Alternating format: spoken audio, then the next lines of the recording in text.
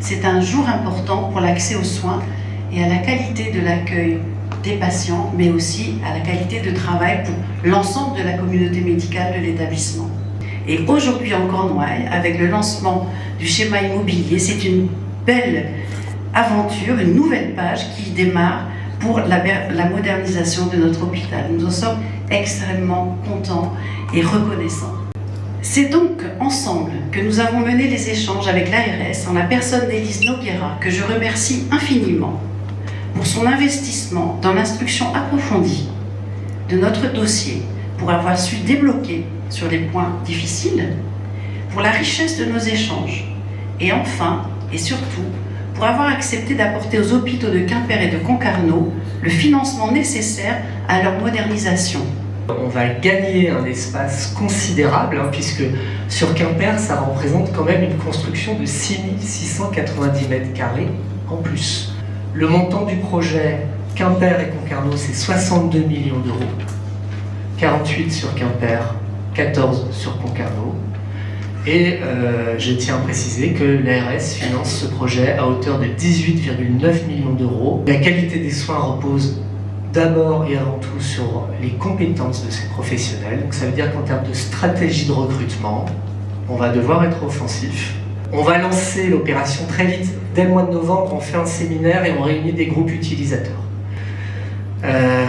On espère poser la première pierre en janvier 2027 et ouvrir l'ensemble des services en janvier 2029. Même scénario sur Concarneau, mais sur Concarneau, on pense qu'on peut gagner 1 an. Moi, je voudrais remercier l'ARS, tout d'abord, ses équipes et sa directrice générale. Alors, les discussions ont été très denses ces derniers mois. Vous nous avez bien challengés, mais toujours de façon constructive, et je crois que c'est un bon point d'équilibre qui a été trouvé. La maire de Quimper, Madame Assine, présidente de conseil de surveillance, soutenu en cela par Monsieur Bigot, le maire de Concarneau, et Monsieur Bellec, le président de la communauté d'agglo de Concarneau. En fait, vous avez défendu l'accès aux soins comme une priorité pour la population de Cornouailles, et nous qui sommes hospitaliers dans cette salle, on vous en est très reconnaissants.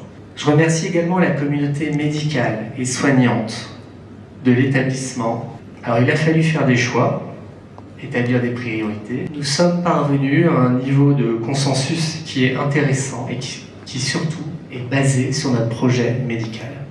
Je suis heureuse aussi d'être présente pour le lancement de ce grand projet pour le territoire de Cornouailles.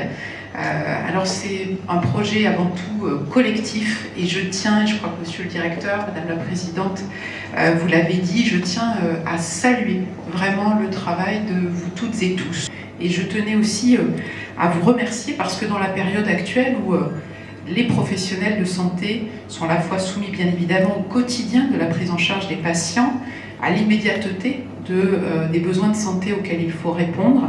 Vous avez eu la capacité aussi toujours, et avec l'aide aussi de vos présidents de conseil de surveillance, de vous projeter, de penser à demain. Et je pense que c'est essentiel aussi pour la qualité de notre système de santé. Cet investissement que nous accompagnons à hauteur de près de 19 millions, il s'inscrit dans le Ségur de la santé. À nouveau, bravo et beaucoup de courage pour la suite des étapes.